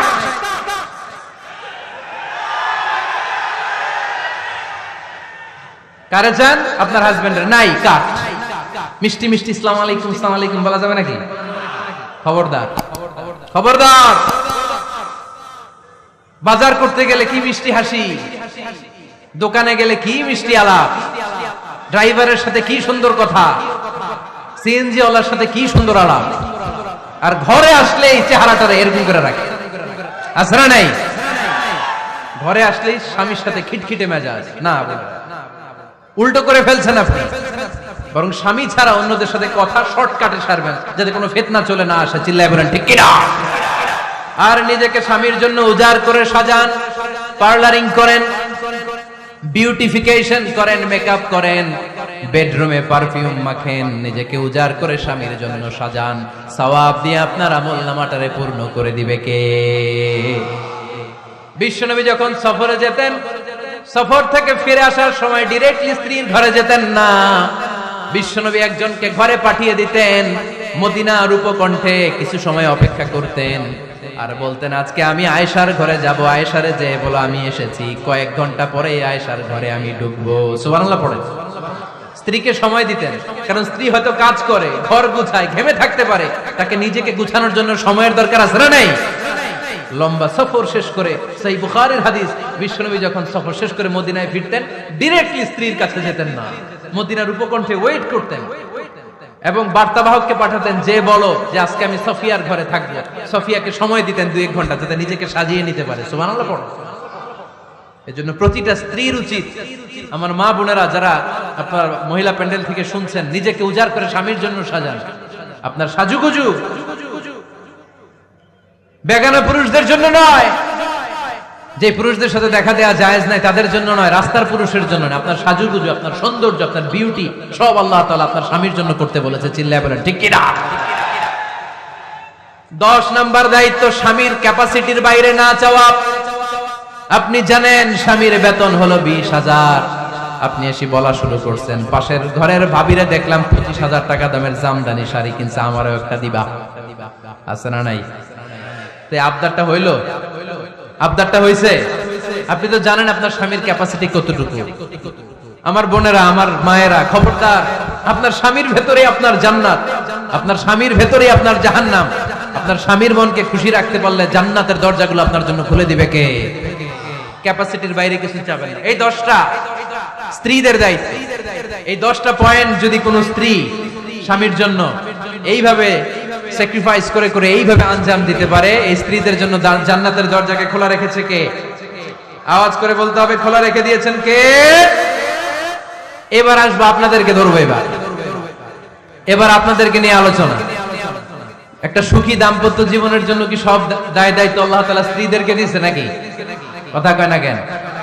এবার ওনারা খুশি হবে, এবার ভাবিরা খুশি হবে মহিলা প্যান্ডেলে। আপনাদের অনেক দায়িত্ব আছে, কারণ বিশ্বে যা কিছু মহান সৃষ্টি চির কল্যাণকর, অর্ধেক তার করিয়াছে নারী, অর্ধেক তার কাউন্টার পার্ট। আপনারা একে অপরের সহযোগী, স্বামী স্ত্রী একে অপরের সহযোগী। একটা সুখী দাম্পত্য জীবনের জন্য স্বামীর অনেক দায়িত্ব আছে। 1 নম্বর দায়িত্ব হচ্ছে ফ্যামিলির যত ফিনান্সিয়াল দায়িত্ব আছে সব স্বামীর কাঁধে বর্তায়, ঠিক কিনা? কারণ স্বামী হচ্ছে স্ত্রীর কেয়ারটেকার। আর রিজালু কাওয়ামুনা আলান নিসা, কাওয়াম শব্দটার এক বচন হচ্ছে কাওয়ামুন, আর বহু বচন হচ্ছে কাওয়ামুন, এক বচন হচ্ছে কাওয়াম, এর মানে হচ্ছে incharge. You are the incharge of your wife, you are the caretaker of your wife. আপনি আপনার স্ত্রীর দায়িত্বশীল, স্ত্রীকে রক্ষা করা আপনার দায়িত্ব। পুরুষকে আল্লাহ তাআলা নারী জাতিকে প্রোটেকশন দেওয়ার জন্য বানিয়েছে, ঠিক কিনা? নারীকে একা পেলে ধর্ষণের জন্য পুরুষদেরকে বানায় নাই। চিল্লায় বলেন ঠিক কিনা? যারা নারীকে ধর্ষণ করে অন্যায় ভাবে, এগুলো পুরুষ না, এগুলো কাপুরুষ। এগুলো কি? আওয়াজ করে বলতে হবে, এগুলো কি? কারণ সুপুরুষ নারীকে প্রোটেকশন দেয়, সুপুরুষ নারীর ইনচার্জ, সুপুরুষ নারীর কেয়ারটেকার হয়ে সামনে দাঁড়ায়, সুপুরুষ নারীর ইজ্জত নিয়ে চিনিমেনে খেলে না। চিল্লায় বলো ঠিক কিনা? এজন্য আল্লাহ বললেন, আর রিজালু কাওয়ামুনা আলান নিসা, পুরুষরা হলো নারীর ইনচার্জ, নারীর কেয়ারটেকার। একজন স্ত্রীর যত ধরনের আর্থিক খরচাদি ফ্যামিলিতে লাগে, সব খরচ করা স্বামীর জন্য খরচ করেছে কে? বেসিক্যালি একটা ফ্যামিলিতে স্ত্রীর জন্য স্বামীর 4 ধরনের খরচ করতে হয়। বুঝে নেন আপনাদের দায়িত্ব। 1 নম্বর dowry, you have to pay the dowry. মহারণা দিতে হবে। কি দিতে হবে? মহারণা দেয়া নফল, তাই না? মহারণা দেয়া তো সুন্নাত, তাই না? আওয়াজ করে বলতে হবে, মহারণা দেওয়া কি? وآتوا النساء صدقاتهن نحلا فإن طبن لكم عن شيء منه نفسا فكلوه هنيئا مريئا। সুবহান আল্লাহ পড়েন। আল্লাহ বললেন, ওয়াতুন নিসা সাদকাতিহিন্না নিহলা, সন্তুষ্ট চিত্তে স্ত্রীর হাতে বিয়ের মহারণা তুলে দাও। ফরজ মহারণা দিয়ে দিবেন। আমরা মহারণা তো দেই না, তার বিপরীতে যৌতুক নেই। কি নেই? দেখেন কিভাবে ইসলামটাকে আমরা ধ্বংস করলাম, কিভাবে শরিয়ার রুলগুলোকে আমরা ভায়োলেট করলাম। আল্লাহ দিল মহারণা, আমরা ঢুকাইছি যৌতুক। ইসলাম আমাদের জন্য সুন্নাহ সম্মত পদ্ধতি দিয়েছে ওয়ালিমা, আমরা খাই বরযাত্রী। আছে না নাই? আছে না নাই? এজন্য বিয়েতে আমরা যৌতুক নিব না, বরং মহারণা দিব। কি দিবেন? কি দিবেন? যৌতুক চলে মনে হয় নীলফামারীতে খুব। হ্যাঁ চলে চলে। যৌতুক নেওয়া যাবে? যৌতুক একটা সামাজিক অপরাধ, এটা সামাজিক ব্যাধি। কুকুরের গোশত খাওয়া যত গুনাহ, যৌতুক খাওয়া তার চাইতেও বড় গুনাহ। এর কারণ কুকুরের গোশত খেলে একটা গুনাহ হয়, হারাম খাওয়ার গুনাহ। যৌতুক খেলে দুই গুনাহ, এক হচ্ছে হারাম খাওয়ার গুনাহ, দুই হচ্ছে শ্বশুর বাড়ির উপরে জুলুমের গুনাহ। কথা বলেন। এজন্য যৌতুকের সাথে আমাদের কোনো সম্পর্ক। বিয়ে করো নাই কারা কারা হাত তোলো। আওয়াজ করে আল্লাহর ডাক দাও, বলো আল্লাহ আমার বিয়েতে 1 টাকাও যৌতুক খাবো না, তুমি তৌফিক দাও। আমিন। আওয়াজ করে বলতে হবে আমিন। ওয়াদা কিন্তু আমার সাথে হয় নাই, ওয়াদা হয়েছে কার সাথে? খবরদার নীলফামারীর যুবকেরা, খবরদার। তাহলে ফিনান্সিয়াল রেসপন্সিবিলিটি সব আমাদের। 1 নম্বরে মোহরানা দেয়া, 2 নম্বরে ফুডিং খাবারের ব্যবস্থা করা, 3 নম্বরে ক্লোথিং কাপড়ের ব্যবস্থা করা। ওয়া আলাল মাউলুদি রিজকুহুন্না ওয়া কিসওয়াতুহুন্না বিল মা'রুফ। আল্লাহ বললেন স্বামীর উপরে খাবারের ব্যবস্থা, কাপড়ের ব্যবস্থাকে আমি ওয়াজিব করে দিলাম। সুবহানাল্লাহ পড়েন। 4 নম্বর রেসিডেন্স। 4 নম্বর কি? স্বামী মোহরানা দিবে, স্বামী meal, husband will provide the meals, খাবারের ব্যবস্থা করবে। 3 নম্বর husband will provide the costume, পোশাকের ব্যবস্থা করবে, and as well as he will provide the residence for his wife. তার স্ত্রীর জন্য রেসিডেন্সিয়াল একটা এরিয়া করে দেয়। এটা ফ্ল্যাট হতে পারে, এটা সনের ঘর হতে পারে, এটা টিনের ঘর হতে পারে, এটা একান্নবর্তী ফ্যামিলির কোন একটা রুমও হতে পারে, ঠিক কি না? এজন্য আল্লাহ বলেন আসকিনুহুন্না মিন হাইসু সাকাতুম মিন ওয়াজদিকুম। তোমরা তোমাদের সামর্থ্যের মধ্যে থেকে স্ত্রীর জন্য একটা আবাসিক ব্যবস্থার আয়োজন করে দাও। পড়েন সুবহানাল্লাহ। রেসিডেন্স, আবাসিক একটা ব্যবস্থা করে দিতে হবে। তাহলে এই 4টা ফিনান্সিয়াল দায়িত্ব আল্লাহ কি নারীকে দিয়েছে না পুরুষকে? আওয়াজ করে বলতে হবে নারীকে না পুরুষকে? এই আর্থিক সব দায় দায়িত্ব পুরুষের। আর্থিক দায় দায়িত্ব ছাড়াও পুরুষের উপর যে দায়িত্ব বর্তায় সেগুলো হচ্ছে নারীর সাথে ভালো আচরণ করা। কি আচরণ করা? আগে সালাম দেওয়া। কি দেওয়া? ভাবিকে সালাম দেন তো আপনারা? সালাম দেন আপনারা? আমি আপনাদেরকে সালাম দিচ্ছি, উত্তর দেন আসসালামু আলাইকুম ওয়া রাহমাতুল্লাহ। এবার আপনারা আমাকে সালাম দেন তো। ওয়া আলাইকুম আসসালাম ওয়া রাহমাতুল্লাহ। এইভাবে সালামের প্র্যাকটিস করা যাবে? সালামের প্রতিযোগিতা করতে হবে। আপনি আগে দিতে চাইবেন ভাবিরে, ভাবি আগে দিতে চাইবে আপনারে। আপনাদের এই প্রতিযোগিতাটা দেখে দেখেই বাচ্চারা সালাম শিখে ফেলবে, ঠিক কি না? সালাম মানে শান্তি। সালাম মানে কি? সালামের প্রচলন নাই তো শান্তি আসবে কেমনে? আম্মা জান আয়েশা বলেন এতগুলো বছর বিশ্বনবীর সাথে আমি মদিনায় সংসার করলাম, একদিনের জন্য বিশ্বনবীরে কোনোদিন আগে সালাম দিতে পারি নাই। বিশ্বনবী আগে আগে সালাম দিয়ে দিতেন, আমরাও আগে আগে সালাম দিই। রাজি আছেন তো সবাই? রাজি আছেন? স্ত্রীদের সাথে কোমল আচরণ করবেন, রূঢ় আচরণ করবেন না। হাদিসে এসেছে খলিকনা মিন দিলা, নারীদেরকে বাঁকা পাঁজরের হাড় থেকে তৈরি। প্রত্যেক স্বামীর বাঁকা হাড় থেকে তার স্ত্রী তৈরি এমনটা নয়। সাইয়েদনা আদম আলাইহিস সালামের বাঁকা পাঁজরের হাড় থেকে হাওয়া আলাইহিস সালামকে তৈরি। ফলে ওই একটা বাঁকা স্বভাব প্রত্যেক নারীর ভেতরে আছে না নাই? এই বাঁকা হাড্ডির সোজা করতে গেলে হাড্ডি ভেঙে যায়, আর রেখে দিলে বাঁকাই থেকে যায়। এজন্য বিষ্ণুই বলেন ফাস্তাউসু বিন নিসাই খায়রা, কোমল আচরণ করো, ভালো আচরণ করো, ভালোবাসার কথা বলো, স্ত্রীকে ভালোবাসার কথা শোনাবেন। প্রতিদিন কমসে কম স্ত্রীকে 10 বার বলবেন আই লাভ ইউ। কি বলবেন? ওই ছোট ছোট বাচ্চারা কয় আই লাভ ইউ। তোমরা না মিয়া, যারা বিয়ে করছেন তারা, যারা বিয়ে করেছেন ভাবিকে বলবেন, মানে আপনার স্ত্রীকে কি বলবেন? আওয়াজ করে বলেন, কি বলবেন? পারবেন? পারবেন? বলতে পারবেন তো? রিফকাম বিল কাওয়ারির, নারীদেরকে আল্লাহ রাসূল সাল্লাল্লাহু আলাইহি ওয়াসাল্লাম কাচের গ্লাসের সাথে তুলনা করেছেন। কাচের গ্লাস, কাচের বাসন, কাচের তৈজসপত্র যেমনি আস্তে ধরতে হয়, আস্তে রাখতে হয়, নারীদের সাথেও কোমল আচরণ করতে হয়। কাচের গ্লাস আর কাচের তৈজসপত্র যদি জোরে রাখেন যেমনি ভেঙে যায়, নারীদের সাথেও কঠোর আচরণ করলে ঝামেলা আছে না নাই? তাহলে 1 নম্বর দায়িত্ব হচ্ছে আপনাদের ভালো আচরণ করা, মিষ্টি মিষ্টি কথা শোনান, বলবেন যে তুমি আমার কৈতরি, তুমি আমার পরাণ পাখি, তুমি আমার ময়না পাখি, এই জাতীয় ভালোবাসার আপনারা অনেক জানেন, এগুলো আমি জানি। যা যা বলা লাগে সব বলবেন, পারবেন তো? পারা যাবে? পারা যাবে? আওয়াজ করে বলেন তো ইনশাআল্লাহ।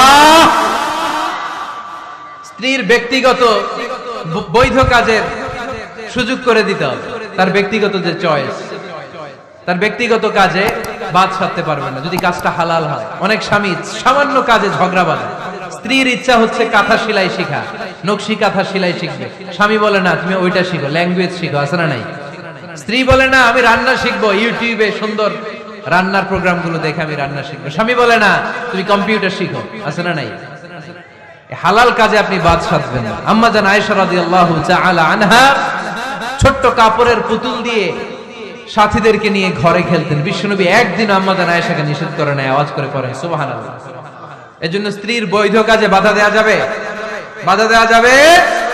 4 নম্বরে স্ত্রীর এপ্রিসিয়েশন করবে, ভালো কাজে তার কাজের প্রশংসা, তার রান্নার প্রশংসা, তার সৌন্দর্যের প্রশংসা আমরা এগুলো করি না। আপনার স্ত্রী আপনার ঘর গোছায়, আপনার কাপড় চোপড় ধুয়ে রাখে, বাচ্চাগুলারে খাবার খাওয়ায়, আপনার জন্য রান্না করে, সারাটা দিন কত কষ্ট করে। একদিন আমি বলি নাই থ্যাঙ্কস, জাযাকাল্লাহ, জাযাকিল্লাহ, আল্লাহ তোমার উত্তম জাযা দেখ, বউ তুমি অনেক কষ্ট করো, পুরো ফ্যামিলিটাই তো তুমি দেখে রাখো, অনেক করেছো তুমি, তোমার শুকরিয়া। একদিনও থ্যাঙ্কস দেয় না, এরকম ডাকাইত আছে না নাই? আজকে থেকে থ্যাংক ইউ দিতে পারবেন তো? কাজের প্রশংসা করবেন, রান্নার প্রশংসা করবেন। আল্লাহ রাসূল সাল্লাল্লাহু আলাইহি ওয়াসাল্লাম স্ত্রীদের রান্নার প্রশংসা করতেন। কখনো আল্লাহর হাবিব সাল্লাল্লাহু আলাইহি ওয়াসাল্লাম রান্নার বদনাম করেন নাই, কখনো না। এজন্য আমরাও করব না। রাজি আছেন তো সবাই? সবাই রাজি? আজকে থেকে স্ত্রীর প্রশংসা করতে রাজি আছেন তো? সুন্দর মোলায়েম সুরে স্ত্রীদেরকে ডাকবেন। কি বলে ডাকেন? ভাবিকে কি বলে ডাকেন বলেন? হ্যাঁ, টিয়া পাখি। আর কি ডাকেন? ময়না পাখি। আর কি? জান। জান বলে ডাকেন? ওরে সর্বনাশ, ডাইকেন। এরকম সুন্দর সুন্দর যত শব্দ আছে এগুলো বলে ডাকবেন। আম্মা জান আয়েশার প্রশংসা বিশ্বনবী করতেন, বলতেন ইন্না ফাদলা আয়েশাতা আলান নিসা কাফাদলি সারিদি আলা তুআমিকুম। আরব বিশ্বের খাবারের মধ্যে একটা শ্রেষ্ঠ খাবারের নাম সারিদ। শ্রেষ্ঠ খাবারের নাম কি? এই আলোচনা শেষ হয়েছে তো দাঁড়ায় ফটো তুলো কেন? বসো মিয়া, বসো বসো বসো, একসাথে একসাথে বসো। আরব বিশ্বে একটা মজার খাবার আছে, খাবারের নাম সারিদ। আওয়াজ করে বলেন তো খাবারটার নাম কি? সারিদ। রুটি আর গোশত একসাথে মিক্স করে এরকম স্তর বানায়, কেটে কেটে খাওয়া। বিশ্বনবী বললেন আরব বিশ্বের খাবারের মধ্যে যেমনি সারিদ সেরা, নারীকুলের মধ্যে আমার স্ত্রী আয়েশা সেরা। করেন সুবহানাল্লাহ। আম্মা জান আয়েশাকে বিশ্বনবী এত ভালোবাসতেন, আম্মা জান আয়েশা গ্লাসের যেই জায়গায় মুখ লাগিয়ে দুধ পান করতেন, ওই জায়গাটা খুঁজে খুঁজে বিশ্বনবী ঠোঁট লাগিয়ে দুধ পান করতেন। পড়েন সুবহানাল্লাহ। আম্মা জান আয়েশা গোশত খাওয়ার পরে হাড্ডি চুষে চুষে রেখে দেওয়ার পরে আম্মা জান আয়েশার চোষা হাড্ডিটা নিয়ে বিশ্বনবী আবার চষতে শুরু করে দিতেন। পড়েন সুবহানাল্লাহ। বিশ্বনবী স্ত্রীদের সাথে এক বালতি থেকে পানি নিয়ে দুইজনে একসাথে গোসল করতেন। পড়েন সুবহানাল্লাহ। এজন্য স্বামী স্ত্রীর সম্পর্কটা হচ্ছে মধুর সম্পর্ক। একে অপরকে ভালোবাসবেন, নিজের ভালোবাসার কথাগুলো প্রকাশ করবেন। অনেকে আছে 20 বছর তাদের সংসার, এক ঘরে থাকে, এক ছাদের নিচে, কিন্তু স্ত্রীকে যে ভালোবাসে মুখ ফুটে একদিনও বলতে পারে নাই। আছে না নাই? ভালোবাসা প্রকাশ করবে। সাহাবারা বললেন ইয়া রাসূলুল্লাহ, কাকে ভালোবাসেন বেশি? মান আহাব্বুন নাস ইলাইকা ইয়া রাসূলুল্লাহ, whom do you love the most, O my prophet? হে আল্লাহ রাসূল, কারে সবচেয়ে বেশি ভালোবাসেন, কারে বেশি লাভ করেন? বিষ্ণু বললেন আয়েশারে বেশি লাভ করি। কোন সুবহানাল্লাহ। সাহাবীরা বললেন অমিনার রিজাল, পুরুষদের মধ্য থেকে কারে বেশি ভালোবাসেন? বিষ্ণু বললেন আবু আয়েশার বাবারে ভালোবাসি। এজন্য আপনি যে স্ত্রীকে ভালোবাসেন এটা প্রকাশ করবেন, ঘরের কাজে সহায়তা করবেন। ছোট্ট ছোট্ট কাজের যদি সহায়তা আপনি করেন, এটাতে আপনার স্ত্রীর জন্য অনেক হেল্প হয়ে যায়। আমার বিশ্বনবী নিজ হাতে ছাগলের দুধ দহন করে আম্মা জান আয়েশার জন্য নিয়ে আসতেন। পড়েন সুবহানাল্লাহ। নিজে রুটির খামির বানাতেন, আম্মা জান আয়েশা এটা চুলায় সেকা দিতেন। নিজে জুতা সেলাই করতেন, নিজে নিজের কাপড় সেলাই করতেন। সুবহানাল্লাহ পড়েন। এজন্য গৃহস্থালী টুকিটাকি কাজের সহায়তা করা, হেল্প করা, এটাও সুন্নাহ। দাম্পত্য জীবন এমনি সুখকর হয় না মিয়া। বিশ্বনবী শিখায় গিয়েছেন কি করে একটা দাম্পত্য জীবন সুখময় করতে হয়। আল্লাহর হাবিব সাল্লাল্লাহু আলাইহি ওয়াসাল্লাম হালাল বিনোদন করতেন, স্ত্রীদেরকে নিয়ে মরুভূমিতে দৌড়াতেন, খুনসুটি করতেন। সব স্ত্রীরা চায় তাদের স্বামীরা তাদের সাথে একটু হাসি দিয়ে কথা বলুক, একটু রোমান্টিক কথা বলুক, একটু ভালোবাসার বিনিময় করুক। আল্লাহর হাবিব সাল্লাল্লাহু আলাইহি ওয়াসাল্লাম এটা করতেন। রাতের বেলা ভাবির নিয়ে দৌড়াদৌড়ি করছেন নাকি কোনোদিন? আল্লাহর হাবিব সাল্লাল্লাহু আলাইহি ওয়াসাল্লাম স্ত্রীদের নিয়ে দৌড়াদৌড়ি করতেন। আম্মা জান আয়েশা রাদিয়াল্লাহু তাআলা আনহাকে ঈদের দিন হাবাশী সাহাবাদের খেলা দেখিয়েছিলেন। সুবহানাল্লাহ পড়েন। বিশ্বনবী খেলা দেখিয়েছেন তার স্ত্রীকে। হাবাশী সাহাবারা তীর দিয়ে, ধনুক দিয়ে মসজিদে নববীর পাশে খেলাধুলা করছেন। বিশ্বনবী দাঁড়িয়ে থেকে আম্মা জান আয়েশা রাদিয়াল্লাহু তাআলা আনহাকে এই খেলাধুলা উপভোগের সুযোগ করে দিয়েছেন। সুবহানাল্লাহ পড়েন। ইসলামরে আমরা কঠিন বানিয়েছি। ইসলাম কঠিন নয়, ইসলাম সহজ। আল্লাহ ছাড় দেয় কিন্তু মাওলানা ছাড় দেয় না, এরকম আছে না নাই? এজন্য বাশশিরু ওয়ালা তুনাফিরু ইয়াসসিরু ওয়ালা তুআসসিরু। ইসলামকে সহজ করে উপস্থাপন করেন, কঠিন বানাবেন না। স্ত্রীর মতামতের গুরুত্ব দিবেন। ফ্যামিলি মিটিং করলে স্ত্রী কি বলে শুনবেন। বাজার করতে গেলে ভাবি কি পছন্দ করে ওইটা আনবেন। দাঁড়ালেন কেন আপনারা? দাঁড়ালেন কেন? অনেক আগে বসেছে। অনেক স্বামী আছে তার যেটা ভালো লাগে ওইটাই কিনে বাজারে গেলে, আছে না নাই? নিজের গরুর গোশত খাইতে মনে চায় ওইটা কিনে, মাছ খাইতে মনে চায় ওইটা কিনে। আপনার স্ত্রীর হয়তো এগুলো পছন্দ না। স্ত্রীরা টক জাতীয় জিনিস পছন্দ করে, ঠিক কিনা? এর আমরা খাইতে মনে চায়, এর জলপাই খেতে মনে চায়, আচার খেতে মনে চায়। একটু খোঁজ নিবেন তার জন্য কি লাগবে। শপিং করতে গেলে নিজের মন মতো করবেন না। স্ত্রীকে দেশে রেখে প্রবাসে 6 মাসের বেশি সময় কাটাবেন না, ম্যাক্সিমাম 6 মান্থস। এগুলোর প্রত্যেকটার পেছনে লম্বা দলিল আছে, এত লম্বা কথা বলার সুযোগ নাই। 10 নাম্বার, স্ত্রীর জন্য দোয়া করা। কি করা? দোয়া করা। নেককার স্ত্রী যারা চান এখন থেকেই দোয়া করেন। আপনার দোয়ার আরশের উপর থেকে শুনে কে? এইজন্য মুমিন বান্দারা দোয়া করে আর বলে রব্বানা হাব লানা মিন আজওয়াজিনা ওয়া যুররিয়াতিনা কুররাতা আ'য়ুন ওয়াজআলনা লিল মুত্তাকিনা ইমামা। বিশ্বাসী স্বামীরা আল্লাহর কাছে দোয়া করে, আল্লাহ আমাকে এমন নেককার স্ত্রী দেন, এমন নেককার সন্তান দেন যাদের দিকে তাকালে আমার চোখটা জুড়িয়ে যাবে। আওয়াজ করে পড়ে না আমিন। এই 10টা দায়িত্ব যদি কোনো স্বামী পালন করে, আর 10টা স্ত্রীর যে দায়িত্ব যদি স্ত্রী পালন করে, এই ফ্যামিলিটারে জান্নাতি ফ্যামিলি বানায় দিবে কে?